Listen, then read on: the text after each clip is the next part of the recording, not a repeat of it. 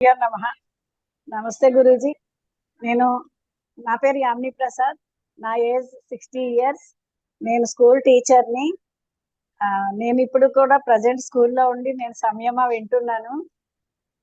నాకు వచ్చిన ఎక్స్పీరియన్సెస్, నేను స్టార్టింగ్ లెవెల్ 1 చేసేటప్పుడు 3 డేస్ చేస్తానేమో, టైం అనేది నాకు అడ్జస్ట్ కాదు.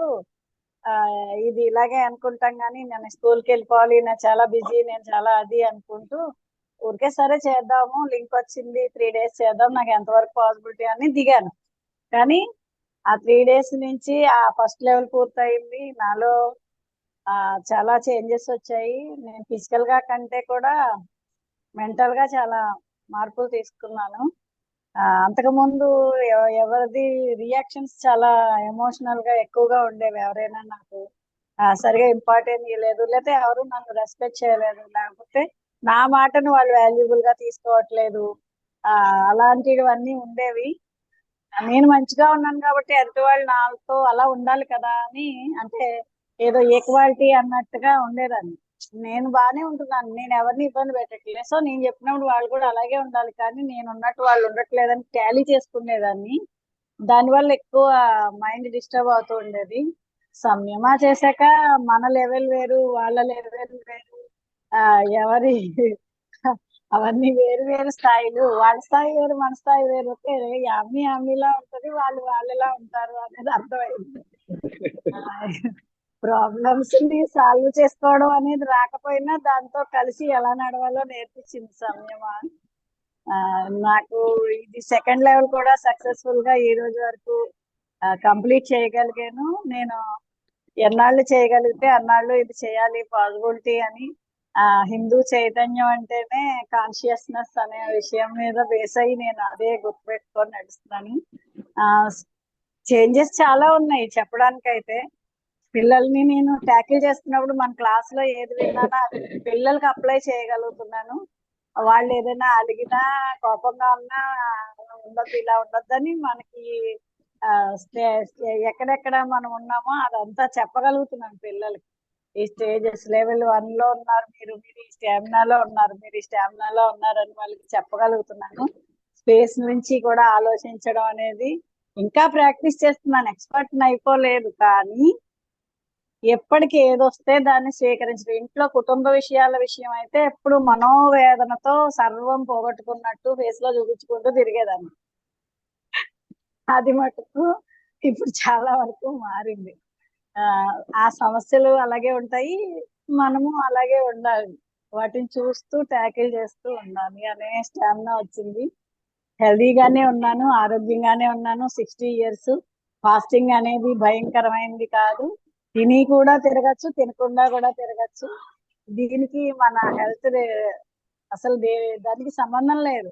ఫుడ్ తీసుకోకపోతే సర్వం కోల్పోయినట్టుగా ఫేస్ పెట్టేవాళ్ళం ఇది వరకు. ఒక్క ఉపవాసం చేస్తే 4 రోజులు తింటూనే ఉండాలన్న లెవెల్ ఉండేది. ఇంట్లో వాళ్ళు కూడా అయ్యో నువ్వు తినలేదు అనేవాళ్ళు. అదే నేనేమో ఏదో తినలేదేమో, ఏదో అయిపోతానేమో అని అదే మైండ్ కి ఎక్కించుకునేదాన్ని. ఇప్పుడు వాళ్ళు స్ట్రెస్ ఇవ్వటం లేదు. తను ఏదో చేసుకుంటుంది తన పాటికి తను. నీకు ఇంకా క్లాస్ కి టైం అవ్వలేదా, నువ్వు క్లాస్ చూసుకో, నేను ఈ పక్క నుంచి వెళ్తా అని అలాంటి సహకారాలు కూడా ఇస్తున్నారు. వచ్చి డోర్ వేసుకో అనకుండా నేను పక్క నుంచి వెళ్తానే, నువ్వు క్లాస్ లో కూర్చున్నావేమో, అలా సహకారాలు కూడా వాళ్ళకి మనం ఏం చెప్పకుండానే ఎదుటి వాళ్ళు సహకరిస్తున్నారు. చాలా బాగుంది సంయమ. ఇది కంటిన్యూ చేయగలిగితే ఇంకా బాగుంటుంది. నేను ఎంతవరకు పాసిబిలిటీ ఉంటే అన్ని సంయమాలు చేద్దామనే డిసైడ్ అవుతున్నాను. మొన్న ఊరు వెళ్ళాను. ఆ రోజు మొన్న మిలాద్ నబీ హాలిడే వస్తే ఊరు వెళ్ళాను, కానీ ఎక్కడ ఏం తీసుకోలేదు. వాళ్ళ దగ్గర బొండం నీళ్ళు ఒక్కటే, కొబ్బరి నీళ్ళు తాగానంతే. ఇంకెక్కడ ఏం పెట్టినా తీసుకోలేదు. నేను తినట్లేదు, రిజెక్ట్ చేసేసి జర్నీ అంతా ఫాస్టింగ్ వాటర్ జ్యూస్ తోటే ఉన్నాను.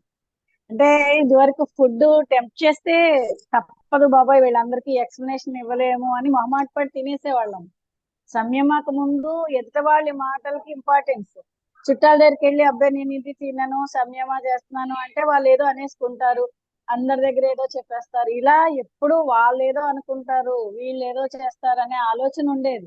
లేదు, నేను సంయమా చేస్తున్నాను, నేను తినట్లేదు, తినను, నేను ఓన్లీ ఏదన్నా ఇస్తే తాగుతా, కాఫీ ఇచ్చినా తాగుతాను, లేకపోతే వాటర్ ఇస్తే చాలు, వాటరే నాకు ఫుడ్, ఇంకా అవసరం లేదు. మీరు ఇంకా అసలు ఫీల్ అవ్వద్దని వాళ్ళకే చెప్పేసి నేను తాగేసి వచ్చేసాను. ఫస్ట్ టైం మా అత్తారు ఊరెళ్ళి తినకుండా రావడం. అక్కడికి వెళ్తే ఖచ్చితంగా ఫుడ్ లాగా డంప్ చేసేస్తారు ఫుడ్ అంతా. అలా డంపింగ్ నుంచి తప్పించుకొని ఆ లిక్విడ్ మీద హాయిగా వచ్చాను. చాలా చాలా హ్యాపీ. అంటే చాలా మొహమాటాలు వదిలిపెట్టేస్తే మన లైఫ్ హ్యాపీగా ఉంటుంది. శ్రీధ గారు చెప్పినట్టు లైట్ గా ఉంది. అంటే ఒక బటర్ఫ్లై లాగా. బటర్ఫ్లై ఎక్కడ ఎలా వెళ్ళాలనుకుంటుందో అలా వెళ్తది, ఎలా ఎగరాలనుకుంటుందో అలా వెళ్తది.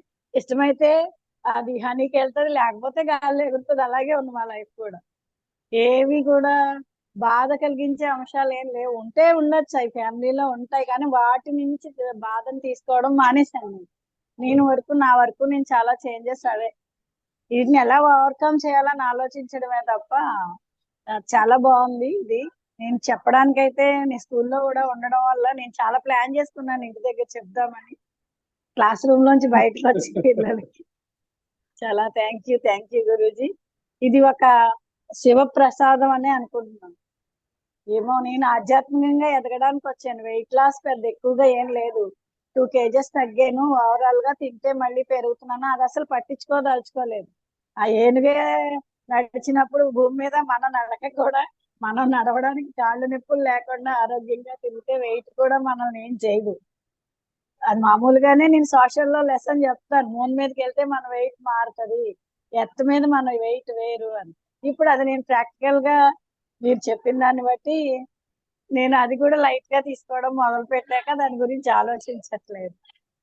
చాలా తేలిగ్గా ఉంది. ఆధ్యాత్మికంగా సెకండ్ లెవెల్ ఎందుకు చేయాలి అంటే మనం ఇంకా అలా నేర్చుకుంటూనే ఉంటాం. చిన్న చిన్న విషయాలను పట్టించుకుని ఎక్కువ బాధపడుతూ ఉంటాం. పిల్లల దగ్గర నేను అదే చూస్తున్నాను. ఇప్పుడు కూడా వాళ్ళని అదే మోటివేట్ చేస్తున్నాను. ఎందుకు అలా మౌనంగా ఉన్నారు, ఎందుకు అలా డల్ గా ఉన్నారు, ఎందుకు ఏం పోగొట్టుకున్నారు అని అడుగుతున్నానంటే ఎదుటి వాళ్ళ యొక్క ఫేస్ ఫీలింగ్స్ మనకు అర్థమవుతుంది. వాళ్ళని గ్రహించడం నేర్చుకొని ఎలా ఉండకూడదు, ఇలా ఉండకూడదు అని చెప్పగలుగుతున్నాను. నా వల్ల పిల్లలకి కూడా ఇది ఉపయోగపడుతుందని నేను ఆశిస్తున్నాను.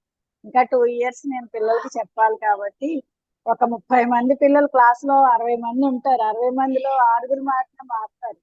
దీనివల్ల ఇది పిల్లలకి కూడా ఎడ్యుకేషన్ అవుతుంది. చాలా చాలా థ్యాంక్ యూ, ధన్యవాదాలు. మీరు చిన్నవారు కాబట్టి ధన్యవాదాలు అనే చెప్తున్నాము. మాకన్నా చిన్న వయసే ఉంటుంది మీకు, కానీ గురుస్థానంలో ఉన్నారు కాబట్టి చాలా చాలా థ్యాంక్ యూ. సమయం ఇదే better life in my life. మాకైతే చాలా అదృష్టం అనే భావిస్తున్నాను. Thank you Guruji. Thank you. Thank you. Thank you this opportunity. Class మధ్యలో ఉన్నాను. Thank you. Sure, no issues. Thank you so much.